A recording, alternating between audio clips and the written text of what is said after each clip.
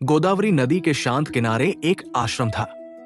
यहाँ गुरु वैद्यधर्म मुनि अपने शिष्यों को वैद्य शास्त्रों की शिक्षा देते। सुबह की आरती से लेकर संध्या के दीपक तक आश्रम मंत्रों की गूंज से भरा रहता। एक दिन गुरु जी ने सब शिष्यों को अपने पास बुलाया। स्वर में असाधारण गंभीरता थी।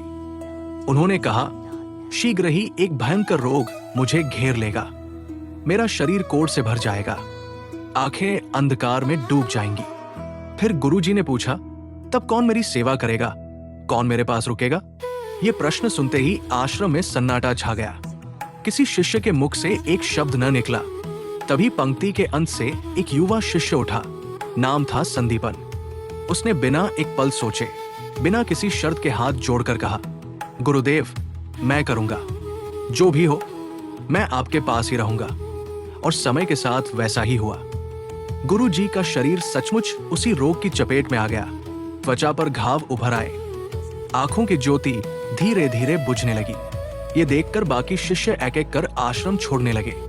कोई घर की याद बताता, कोई किसी और तीर्थ का बहाना करता, पर सच ये था कि कोई इतना कष्ट देख नहीं पा रहा था। पर संदीपन नहीं गया। वो हर सुबह गंगाजल से गुरु का शरीर पोंछता, अपने हाथों से घावों पर मरहम लगाता, समय पर भोजन खिलाता, बिना थके, बिना एक शिकायत के। दिन महीनों में बदले, महीने वर्षों में, कोई गिनती नहीं रखी गई, पर यह सेवा पूरे 21 वर्ष तक निरंतर चलती रही।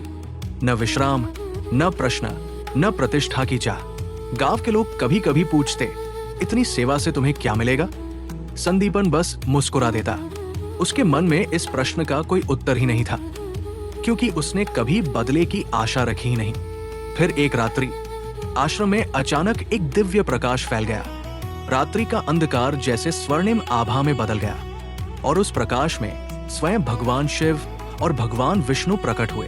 दोनों देवता संदीपन के सामने खड़े होकर बोले, पुत्र, तुम्हारी निष्काम सेवा से हम अत्यंत प्रसन्न हैं। जो चाहो मांग लो, स्वर्ग का सुख, अपार धन या स्वयं गुरु का स्वास्थ्य। संदीपन ने हाथ जोड़े, सिर झुकाया और कहा, प्रभु, मुझे धन नहीं चाहिए, गुरु का रोग मुक्त होना भी नहीं मांगता। बस इतना वर दीजिए कि मैं यूं ही सदा गुरु की सेवा में लगा रहूं। ये उत्तर सुनकर दोनों देवता मुस्कुराए। बोले, ये रोग तो कभी सच्चा था ही नहीं, ये केवल तुम्हारी परीक्षा थी। और उसी क्षण गुरु वैद्यधर्म मुनि का शरीर पूर्णतः निरोग हो उठा। गुरु जी ने आंखें खोली, अपने शिष्य को देखा और उसे हृदय से लगा लिया। जो 21 वर्ष की तपस्या से भी दुर्लभ है, वो संदीपन ने बिना कुछ मांगे पा लिया था। आगे चलकर यही संदीपन अब ऋषि संदीपन के नाम से उज्जैन नगरी में अपना आश्रम बसाकर रहने लगे। वही सेवा भाव लिए, अब स्वयं शिष्यों को शिक्षा देते हुए।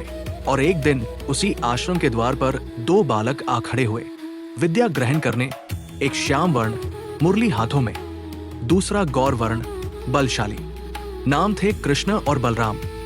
जिस गुरु ने कभी निष्काम सेवा में 21 वर्ष लगाए थे, वही आज साक्षात भगवान को शिक्षा देने योग्य बना। गुरु सेवा में सच्ची भक्ति यही सिखाती है। जो सेवा बदले में कुछ नहीं मांगती, वही सबसे पूर्ण होती है।